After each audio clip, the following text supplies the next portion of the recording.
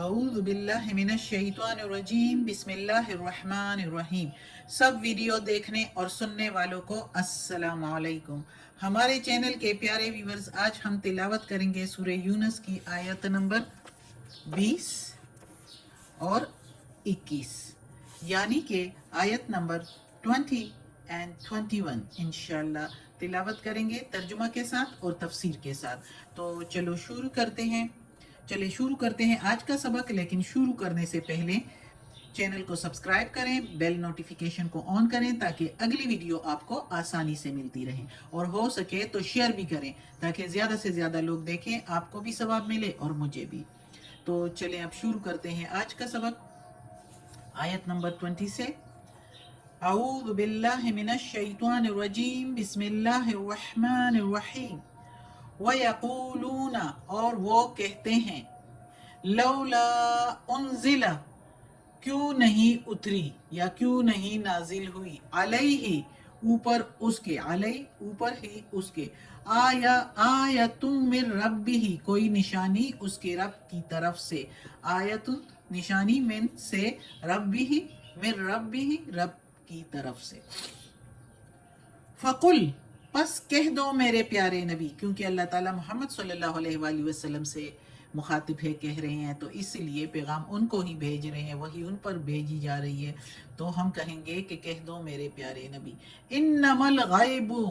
بے شک جو غیب کی بات ہے یا غیب کا علم ہے، للہ، اللہ کے لیے ہے، فانتظروا، پس تم انتظار کرو، انی، بے شک میں بھی، معکم، ساتھ تمہارے، معکم من المنتظرین، میں بھی ساتھ تمہارے انتظار کرتا ہوں۔ اب اس آیت میں اللہ تعالیٰ کہتا ہے مشرکین کے بارے میں کہ وہ کیا کہتے ہیں، یعنی مشرکین مکہ جو ہے اس میں کافی جو لوگ تھے اس وقت محمد صلی اللہ علیہ وآلہ وسلم کے زمانے میں، جو کافر لوگ تھے تو مذاق اور احتجاع اڑاتے تھے، محمد صلی اللہ علیہ وآلہ وسلم کی کو جھٹلاتے تھے، اس کی بات نہیں مانتے تھے، تو مزید تعویلیں پیش کرتے تھے، تو اس تعویلوں میں وہ پھر کیا کہتے تھے، وہ کہتے جن نشانی، یعنی اب ادھر جو وہ نشانی مانگ رہے ہیں محمد صلی اللہ علیہ وآلہ وسلم سے، کہہ رہے ہیں کہ کوئی نشانی کیوں نہیں اتری آپ پر، وہ نشانی کیوں نہیں کوئی اتری، تو یہ جو اللہ اس کی کا ذکر کر رہا ہے قرآن میں، تو وہ نشانیاں جن کی فرمائشیں مشرکین مکہ محمد صلی اللہ علیہ وآلہ وسلم سے کیا کرتے تھے۔ اس طرح محمد صلی اللہ علیہ وآلہ وسلم کے تو کافی معجزے ہیں، لیکن وہ تعویلیں پیش کرتے تھے اور بہانے بناتے تھے کہ کسی طریقے سے بہانہ کر کے تو یقین نہ لائے، دوسروں کو بھی باور کراتے تھے کہ دوسرے بھی اس بات کو جو ہے بہانہ بنائے اور کوئی ایمان نہ لائے۔ تو جن نشانیوں کی وہ فرمائش کرتے تھے، ان میں سے وہ کہتے ہیں کہ کوئی نشانی محمد صلی اللہ علیہ وآلہ وسلم پر کیوں نہیں اتری۔ تو محمد صلی اللہ علیہ وآلہ وسلم پر تو کافی نشانیاں اتری تھی، تو جواب میں اللہ تعالیٰ کہتا ہے، جواب کا حاصل یہ ہے کہ سچی نشانیاں پہلے سے بہت دیکھ چکے ہو یہ لوگ، یعنی مکہ کے لوگ سے کہہ دیں کہ کافی نشانیاں تم لوگ دیکھ چکے ہو، اگر تم ایمان لاتے تو اس پر لے آتے، یہ فرمائشی نشانیاں دکھانا ضروری نہیں ہے، اور آگے اللہ جو ضروری سمجھے گا تو نشانیاں دکھا بھی دے گا، اس کا علم اللہ ہی کو ہے کہ مستقبل میں کس شان اور کس طرح کی نشانیاں وہ ظاہر کرے گا، تو تم بھی منتظر رہو، انتظار کرو، اور میں بھی تمہارے ساتھ انتظار کرتا ہوں۔ اور بہت سی نشانیاں اللہ نے ان کو دکھائی، جیسے جنگ بدر ہو، یہ سب سے بڑی نشانی تو یہ قرآن ہے، لیکن وہ کہتے تھے کہ کوئی اور نشانی، پھر اس کے بعد جنگ بدر کی نشانی، کیسے کہ 313 بندے ہزاروں کے اوپر جو ہے وہ جیت جاتے ہیں جنگ کو، اور اسی طرح دوسری جنگ خندق میں دیکھے، اور اسی طرح جو مکہ کے مشرکین پر جو قحط آئے، مختلف قسم کی اس طرح کی باتیں، یہ نشانیاں تھیں، لیکن وہ اس سے انکار کرتے تھے، اور وہ کہتے تھے کہ ایسی نشانیاں آئے جو وہ ان کی فرمائشی نشان، جیسے کہ وہ کہتے تھے सफा के पहाड़ को जो है सोने का बना दो, या ये कहते थे कि तुम तो पैगंबर हो तो तुम्हारे लिए कोई सीढ़ी होनी चाहिए आसमान की तरफ कि तुम उस पर आसमान पर चढ़ जाओ, तो या तुम्हारे लिए एक सोने का महल होना चाहिए था तो हम यकीन कर लेते कि तुम अल्लाह के रसूल हो, या तुम्हारे साथ कोई फरिश्ता होता जो हम देखते तो हम फिर ईमान ले आते कि तुम अल्लाह के रसूल हो, हम मान जाते। इस तरह की फरमाइशी निशानियां वो मांगते थे, जिसकी अल्लाह ताला ने जवाब दिया कि कोई ज़रूरी नहीं है, अगर ज़रूरत होगी तो अल्लाह दिखला देगा, तुम भी इंतज़ार करो और मैं भी तुम्हारे साथ इंतज़ार करता हूँ। अल्लाह ताला कहता है मोहम्मद सल्लल्लाहु अलैहि वसल्लम से कि इनसे ऐसे कह दो, जवाब ये दे दो कि गैब का इल्म अल्लाह को है, इंतज़ार करो, मैं भी इंतज़ार करता हूँ। अल्लाह अपने मुआज़े दिखाएगा, अपनी निशानियाँ दिखाएगा, और दिखा भी दी, कैसे मक्का फतह हुआ। अगली आयत में है वइदा अज़क़ना नासा, और जब चखाते हैं हम इंसान को, लोगों को, या हम देते हैं लोगों को रहमतम मिन बाद, रहमत बाद इसके, ज़र्रा बाद सख्ती के, मस्सत हूँ जो पहुंची थी उनको, इज़ा जब, लहुम मकरुन फी आयातिना, यानी अल्लाह ताला कहता है कि और जब हम चखाते हैं किसी लोगों को अपनी रहमत बाद उसके जो सख्ती पहुंची थी उसको, तो वो करने लग जाते हैं मकर। लहुम इज़ा जब, लहुम वो, इधर लहुम के मीनिंग हम लेंगे वो, वैसे लहुम के मीनिंग है उनके लिए, वो मकरुन मकर लगने लग जाते हैं, फी आयातिना हमारी निशानियों से, हमारी आयतों से मकर करने लग जाते हैं, हेले बहाने शुरू कर जाते हैं। तफसीर में बताऊंगी फिर समझ आ जाएगी। कुलिल्लाहु, कह दो मेरे प्यारे नबी, अल्लाह असराउ मकरा, जल्दी है तदबीर में, जल्द करता है तदबीर, जल्दी कर सकता है तदबीर। इन्ना रुसुलना, बेशक, इन्ना के मीनिंग बेशक, रुसुलना हमारे भेजे हुए, यकतुबून लिखते हैं, मा तमकुरून जो तुम मकर करते हो, जो खेले बहाने तुम बनाते हो। अब इस आयत में अल्लाह ताला कहता है कि मुशरिकीन मक्का